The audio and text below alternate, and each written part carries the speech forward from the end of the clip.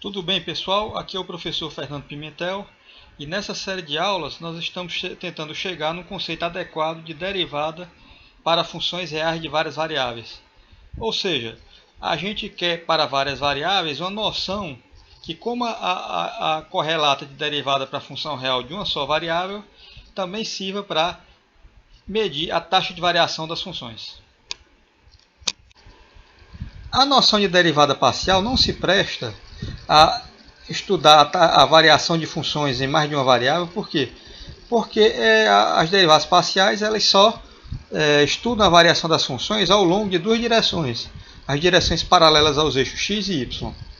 O problema é que nós temos infinitas direções a considerar. Tá, ok?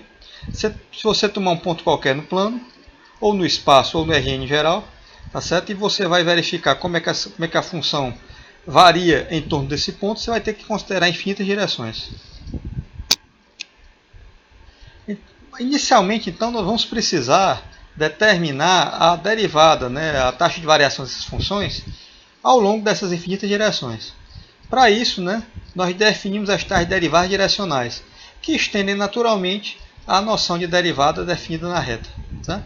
Então, vamos tomar um vetor v, hk, e esse vetor v vai nos fornecer o quê? Né? Uma medida do deslocamento ao longo de uma direção. Então, a derivada direcional da função f de um aberto no R2 em R na direção de v em um ponto xy, certo? Vai ser dada pelo seguinte. Der1f, der1v no ponto xy, ou seja, a derivada parcial de f na direção de v no ponto xy, vai ser igual ao limite quando t tende a zero de f de x mais th, y mais tk, menos f de xy sobre t, como está escrito aqui. Obviamente, né, nós vamos ter outras, como no caso das derivadas parciais, vamos ter outras notações para a derivada direcional, certo? Que generalizam naturalmente aquelas notações de derivadas parciais.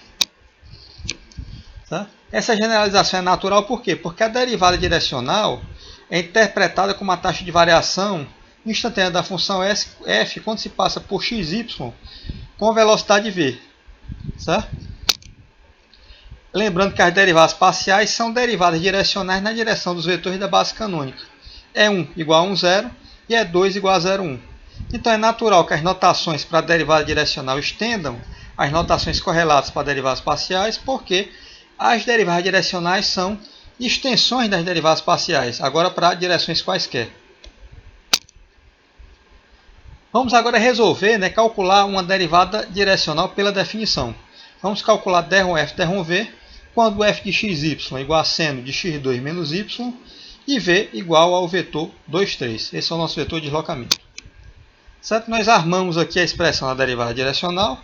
Certo? Der1f, der1v vai ser igual ao seno. Certo?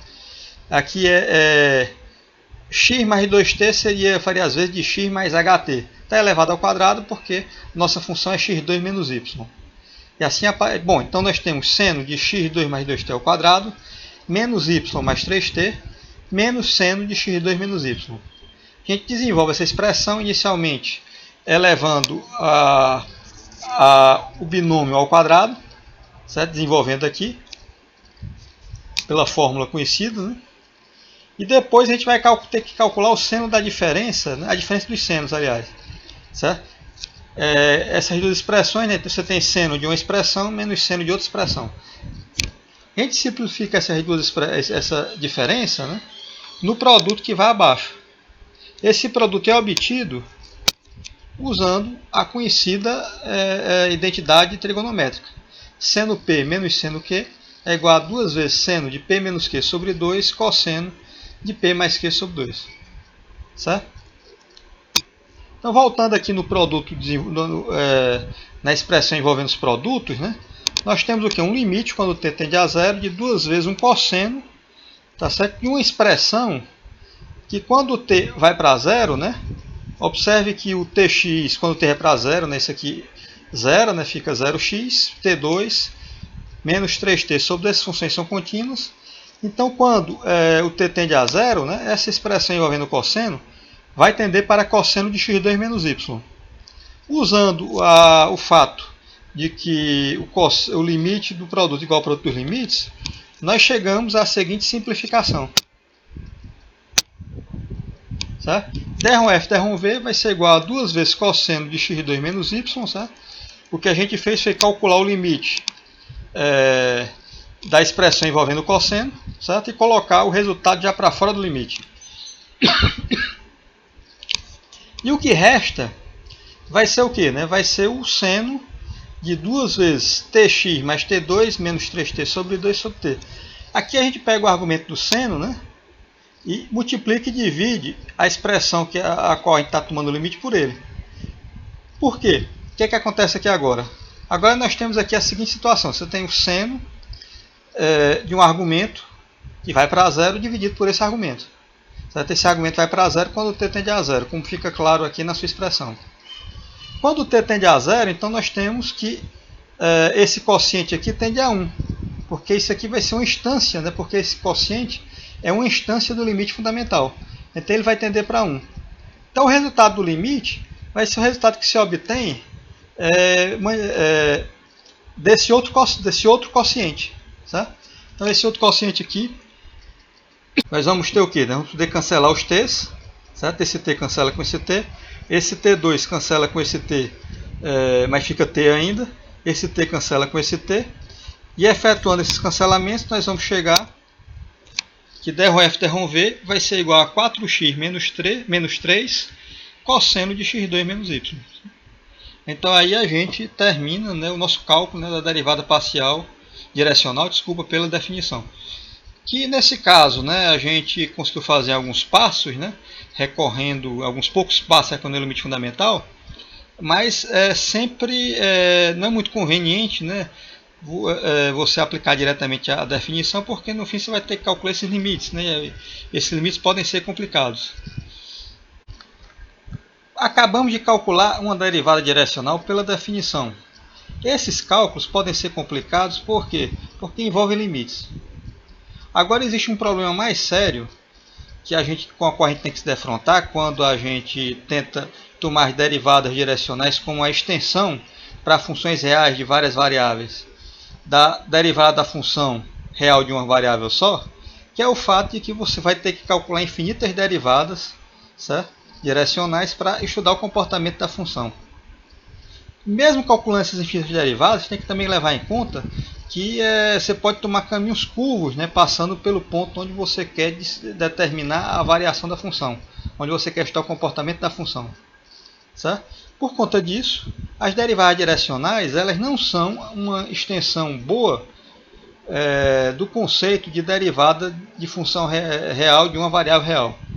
A gente precisa de um conceito melhor, de uma noção melhor, que leve em conta não só as direções, mas o comportamento geral da função em torno do ponto no qual a gente quer estudar a taxa de variação da função. Para tal, a gente vai precisar de outro conceito, né? De outra definição. Esse conceito, que é o conceito de aplicação diferenciável, será explorado com profundidade nas outras aulas. Aqui a gente só vai apresentá-lo. Bom, então, seja um conjunto aberto do R2, né? Onde tem R2 você pode ter R3, R4, Rn qualquer. Então uma função f de um contido em R2 em R é diferenciável no ponto x0, y0. Quando existe uma função e definida em um subconjunto aberto do R2 contendo a origem, tá ok. Certo? Se eu tomar qualquer variação do ponto inicial x0, y0 por um vetor qualquer, hk, certo? Então o valor da função nesse novo ponto, ou seja, f de x0 mais h, y0 mais k, vai ser igual ao quê? Vai ser igual a uma função afim, f de x0, y0 mais h, d(f), d(x), x0, y0, mais k, d(f), d(y), x0, y0. Observe que isso aqui de fato é uma função afim, por quê? Porque o f de x0, y0 é uma constante, certo? d(f), d(x), no ponto x0, y0 é outra constante. O mesmo acontece com d(f), d(y) no ponto x0, y0, que vai ser uma terceira constante. Então o que é que você tem? Uma função que só depende de h e k. Certo? Os três coeficientes de h e k, né, e o coeficiente independente aqui são constantes. Tá? Então, esse aqui vai ser uma função afim somada com um erro. Tá? E esse erro, né, se esse erro fosse arbitrariamente grande, essa definição não serviria para nada. Mas o fato é o seguinte, aqui também se exige que o erro seja pequeno. Pequeno em que sentido? Tá? Se você tomar o erro, certo? Num ponto qualquer, né, tomar um erro de HK, dividir por raiz de H2 mais K2, né, você observa o seguinte, que a raiz de H2 mais K2, o que é? É a distância, né, entre o ponto x0 e y0, certo? E o ponto deslocado, que é o x0 mais hy, y0 mais k, é o comprimento do vetor hk. Então, se você dividir o erro por raiz de h2 mais k2, que é uma expressão que obviamente vai para zero, mesmo assim o quociente vai para zero. Certo? Isso só vai acontecer se o numerador, ou seja, o erro de hk, for muito pequeno. Tá certo? For bem menor do que a raiz de h2 mais k2. Então esse limite captura a noção, né, de que esse erro de HK é desprezível. Ou seja, localmente, você perto de x0 e y0, você pode determinar o valor de uma função a menos desse erro desprezível, certo? Tomando o seu valor numa função afim. É fácil calcular isso aqui. Tá certo? Depois a gente vai ver, né, a gente vai aprofundar, né, estudar aprofundadamente essa definição e vai ver suas aplicações. Né? E nas suas aplicações a gente vai ver uma perfeita extensão do conceito de derivada que a gente tinha para funções da reta na reta. Obrigado.